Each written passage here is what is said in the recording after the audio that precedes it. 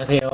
오늘은 중보기도실에서 기도하기 전에 간단하게 우리 선생님들한테 앞으로 코로나 이후에 어떻게 될 것인가에 대해서 요새 굉장히 생각도 많이 하고 기도도 많이 하고 몇 가지 뭐 책들을 가지고 공부하면서 얻어낸 결론들이 있어서 함께 공유하려고 합니다.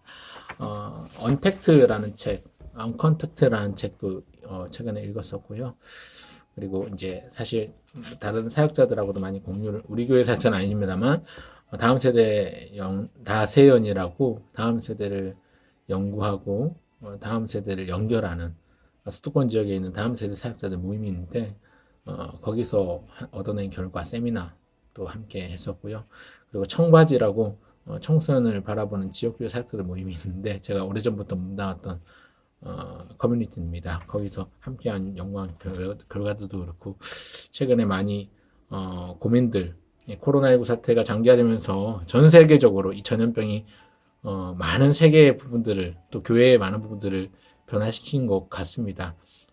교회 교육이나 신앙 지도에 있어서도 분명히 변화가 필요하고 또 불가피하게 변화될 수밖에 없는 환경이나 여건들이 조성이 되고 있는데요. 코로나19 이전까지만 하더라도 교회가 세상보다 뒤처졌다. 또 학습 방법이나 여러 가지 인프라나 여러 가지 다양한 소스들 자체가 터무니없이 부족하고 또 뒤처진 상황이었는데요. 어떻게 보면 이 코로나19가 가져다 준 교회에 대한 환경 적응 뭐 이런 것들 때문에 교회가 예배를 온라인으로 드리기 위해서 인프라를 구축하기 시작하고 뭐 우리 교회 같은 경우도 유튜브 송출을 위해서 장비를 새로 구입했을 정도로 인프라가 구축이 되기 시작했고요. 또 다양한 방법들이나 루트가 열린 것도 사실입니다. 긍정적인 측면이 분명히 있다는 거죠. 코로나19 사태가 가져다 준. 그리고 교회가 앞으로 세상에 이제 더 이상 뒤처지지 않고 오히려 다시 앞서갈 수 있는 어떤 가능성을 우리가 볼 수가 있습니다. 우리가 60년대, 70년대 교회가 성장할 때 교회가 사회보다 앞서서 사회 사람들을 주도하고 이끌었다면 90년대 이후 침체가 되고 정체가 되면서 교회가 세상으로부터 뒤처지기 시작하고 2000년대를 넘어서면서 교회가 많이 동떨어진 상태. 2000년대를 지나면서 여전히 7, 80년대 방법으로 교육하고 또 그런 환경들 가운데 있었던 교회가 이번 코로나19 사태를 통해서 새롭게 도약하는 기회가 되지 않았나. 뭐 그런 긍정적인 관점으로 조금 해석을 좀 해볼 수 있을 것 같습니다. 하지만 여전히 이 코로나19 사태가 언제 어디까지 갈지 몰라서 코로나 블루라고 이야기하죠.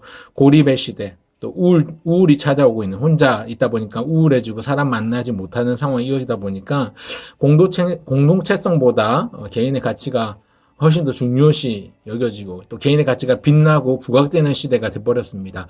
하지만 이것을 오히려 기회로 삼아서 우리는 개인 중심을 통해서 네트워크가 형성되고 있는 이 코로나 시대에 이것을 이용해서, 역이용해서 이것을 통해서 공동체성을 학습하고 네트워크를 이용해서 공동체를 활성화하게 할 수 있는 어떤 가능성도 있지 않는가라는 생각들을 하는 무리들이 또 있습니다. 저도 그런 사람들 중에 한 명이고요.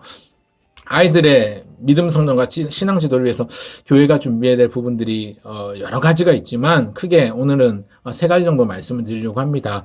이건 제 혼자만 잘한다고 되는 것도 아니고 교육자 특정한 사람들, 교육자들만 준비할 것이 아니라 가정에서 양육을 담당하고 있는 모든 부모님들, 학부모님들 그리고 교회 학교 교사들과 함께 공유되어야 실행이 가능하고 또 실현이 가능한 일이라고 생각을 합니다. 크게 세 가지 정도를 좀 준비를 하고 생각을 하고 있어요. 우리 교회에서 적용이 가능할지 모르겠지만 아무래도 기도하면서 준비 중입니다. 첫 번째는 온라인 성경 공부와 온라인 제자 훈련입니다. 여러분 이어폰을 끼고 혹은 컴퓨터 화면 앞에서 눈물 흘려본 적 있으십니까? 그 앞에서 이어폰을 끼고 소리내서 기도를 하거나 이어폰을 끼고 눈물 흘리며 회개하거나 혹은 컴퓨터 화면 앞에서 영상을 보면서 혹은 핸드폰 화면 앞에서 엎드려서 기도해 본 적이 있으십니까? 저는 뭐 우리 선생님들의 경우는 연령대가 있으시니까 어떤지 모르겠지만 저 같은 경우는 2007년도 이제 제가 신대원 입학하고 신대원 생활, 기숙사 생활을 하면서 이런 경험들이 굉장히 많이 있었고 이런 이어폰을 끼고 혹은 컴퓨터 화면 앞에서 혹은 핸드폰 화면 앞에서 동영상 앞에서 실제로 하나님 앞에 간절하게 기도를 하고 또 하나님 앞에 회개하고 가슴을 치고 이불을 뒤집어 쓰고 눈물을 흘리면서 이불을 전부 다 적셨던 기억들이 있습니다. 물론 그 이전에 사춘기 시절에도 그런 경험들이 있었습니다만, 신대원 시절 기숙사에서 이제 보통 경건회가 새벽 6시부터 시작이 되는데, 저는 자체적으로 4시부터 일어나가지고 온라인으로 접속을 해가지고 제 멘토 목사님이 심우하시던 교회, 2009년에는 그분이 안식년을 갔다가 돌아오시던 해였는데, 그때 특별 새벽 부흥회를 40일 동안 진행했었는데, 40일 동안 신대원 기숙사 생활하는 학기 중에 가을에 무려 40일 동안 새벽마다 4시 전에 일어나서 이어폰을 끼고 기숙사에서 다들 주무실 때 저 혼자 이어폰을 끼고 예배에 참석하고 부흥이 참석하면서 많은 은혜를 받고 그 기회를 통해서 성장했던 기억들이 있는데요. 무슨 얘기를 하고자 하면, 온라인이라고 해서 불가능한 게 아니다라는 거죠. 온라인을 통해서 지식을 쌓는 학습이 가능하다면 온라인을 통해서 영적인 성장도 가능하다는 걸 분명히 저 스스로도 경험했고요. 우리 선생님들이 이것을 충분히 인정해 주시면 좋겠습니다. 왜냐하면 이걸 통해서 앞으로 또 많은 가능성들이 열려있기 때문에 그렇습니다. 얼마든지 매체를 통해서 영혼의 상태에 영향을 미칠 수가 있습니다. 얼마든지 어떤 영적인 케어, 스피리추얼 케어를 통해서 회개가 일어나고 결단이 일어나고 믿음의 성장이 일어날 수 있습니다. 집중도의 차이지요. 제공되는 컨텐츠의 양질에 따라 판가름 될 수 있고, 예를 들어서 그것이 설교라면, 예배라면 설교자의 재량이나 예배의 분위기, 그리고 그 시간이나 주변 환경에 따라서 그런 경험들이 결정될 수 있습니다. 여러 가지 요인들이 있겠지만 중요한 것은 저 스스로의 경험이 있기 때문에 이런 가능성에 대해서 충분히 저는 통감하고 또 공감하고 또 기대가 되는 부분들이 있습니다. 그래서 일단은 우리 교회에서 주일날 예배는 차초하고라도 주중에 아이들, 가급적이면 토요일을 비롯해서 이런 토요일날 1시간, 이 정도씩 온라인 성경 공부나 제자훈련을 좀 꿈꿔봅니다. 제가 우리 교회에 있는 동안은요. 그런가 하면 또, 썬데이 스쿨, 주일학교라고 우리가 많이 불러왔던 이 교육부서에 대한 용어들, 교회 안에서의 용어를 바꿔야 된다고 생각합니다. 그게 첫 출발점이 된다고 생각하는데요. 썬데이 스쿨이라고 부르지 말고 All Day Bible School 혹은 Always Church School이라고 부르는 게 맞습니다. 전통적으로 우리나라 한국교회는 주일학교라고 불러왔습니다. 한국교회 안에 교회학교를 교육부서로 교육부서 정도로 축소시켜서 말하고, 교회학교 자체를 주일학교라는 이름으로 많이 불러왔는데요. 이것은 다음 세대는 뒷전이고 항상 장년층 위주로 다음으로 밀렸던 다음 세대의 우선순위를 대표하는 용어이기도 합니다. 하지만 앞으로 이제 인구 분포를 봐도 그렇지만 다음 세대가 없이는 교회의 미래도 역시 없습니다. 장년층, 노년층보다 다음 세대 자녀들이 교회에 자리 잡고 깊이 뿌리내도록 도와야 하는 것이 앞으로 교회가 살아남는 생존 코드이고 공통적인 리딩 코드라고 할 수 있습니다. 그 출발점으로 먼저 주일학교라는 단어, 썬데이 스쿨이라는 단어를 버려야 됩니다. 마치 일주일 중 하루 일요일에만 운영되는 혹은 학습되는 학교 혹은 교회라는 이미지가 굉장히 강한데요. 주일학교, 썬데이 스쿨이라는 단어가. 사실 다음 세대 사역은 주중 사역이 훨씬 더 중요합니다. 주중에 그들의 라이프 케어가 이루어지고 어떻게 지냈는지, 어떻게 살고 있는지, 어떤 사건이 일어났는지, 어떤 만남이 이루어졌고 어떤 지식이 쌓였는지, 주일에 교회 학교에서 말씀을 통해서 티칭, 러닝이 학습된 것에 대해서 주일에는 컨펌, 확인하고 리뉴얼하고 다시 한번 재확인하고 점검해주고 어플라이, 적용을 해주는 일들이 이루어져야 되는 것이죠. 일요일 날 모든 것을 가르친다라고 하면 세상을 살아갈 때 믿음이 성장할 수도 없고 뿌리내리기조차도 힘듭니다. 그렇기 때문에 주중에는 아이들이 어떻게 사는지에 대한 라이프 케어가 분명히 이루어져야 되고요.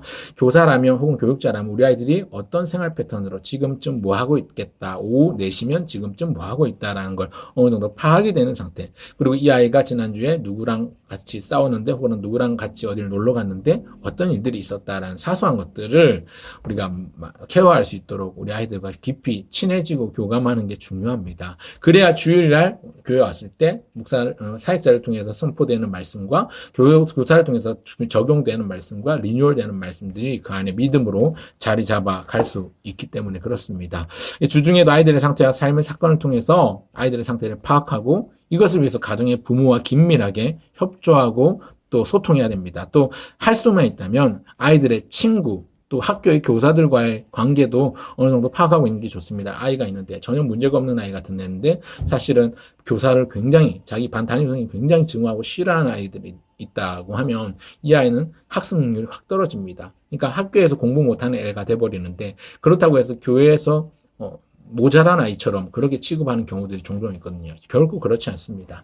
그렇다는 사실 우리가 좀 기억하면서 신앙의 성장이라는 사건은요, 여러분 일주일에 한 번 일요일에만 일어나는 사건이 아니라 매일매일 일어나는 중요한 사건입니다. 매일매일 성장해서 그것을 주일날 확인하고 보게 되는 거지. 우리가 일주일에 한 번 만나기 때문에 그런 것이지 신앙 성장이라는 것은 일요일날만 성장한다. 이것은 절대적으로 버려야 될 고정관념이라는 사실입니다.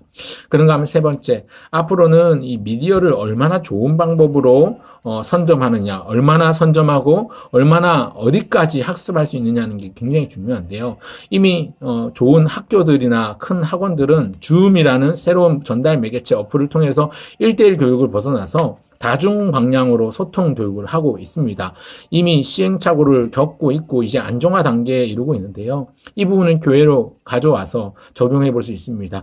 빨리 해야 한다면 시행착오를 빨리 겪고 빨리 안정을 거치는 게 좋겠죠.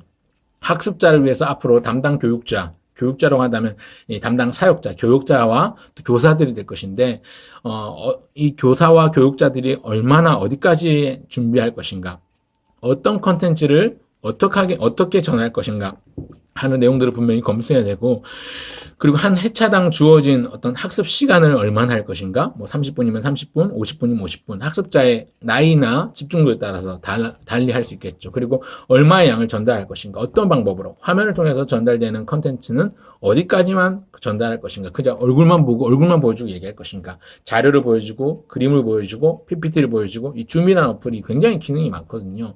이런 것들을 통해서 학습할 수 있는데 그런 것들도 충분히 검수가 이루어지고 공부가 이루어지고 준비가 되어야 되겠습니다. 그래서 충분히 감안되어야 된다고 생각을 하고요. 저는 기존에 지금 상반기에 코로나 시작될 때 아프리카 TV로 우리 초등부 영상을 녹화를 했다가, 아프리카 TV가 여러 가지 좀 난잡한 이제 방해들이 많아요. 주변 들어가기까지 굉장히 다른 방송들, 또 불건전한 사이트 연결도 많이 되고 하기 때문에 아프리카를 빼버리고, 얼마 전에 카카오 TV 라이브로 체험을 해봤는데요.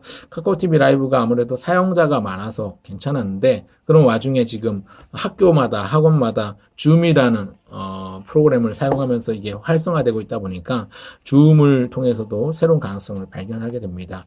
그리고 공식 채널 있죠. 우리 교회가 하고 있는 공식 채널, 유튜브 채널을 통해서도 하고 있는데, 저도 개인적인 유튜브 계정을 가지고 지금 우리 초등부 예배를 계속 올리고 있습니다. 그래서 앞으로 유튜브 계정과 줌을 통해서 병행하면서 예배라든지 일방적으로 저의 어떤 가르침, 러닝이 필요한 부분, 티칭이 필요한 부분들은 유튜브를 통해서 이루어지고, 대신 아이들의 어떤 반응이나 리액션, 그리고 결과나 숙제 이런 것들을 확인하는 부분들은 있어서 줌 어플을 좀 활용하려고 생각 중입니다. 우리 선생님들도 그런 부분들 좀 감안하셔서 줌이라는 어플, 전혀 사실은 새로운 세계이고 배우려면 힘들다라고 생각할 수 있는데, 조금만 마음을 여시고 조금만 더 이 일을 활용하는데 조금 시대에 발맞춰서 옷을 바꿔 입을 필요가 있지 않을까 생각이 듭니다. 물론 쉽지 않습니다. 쉽지 않지만 우리 선생님께서 수고해 주시고 우리 믿음의 다음 세대들을 위해서라면 이 정도 헌신을 해주시면 좋겠다 생각이 듭니다. 무엇보다 우리 선생님들이 중요한 건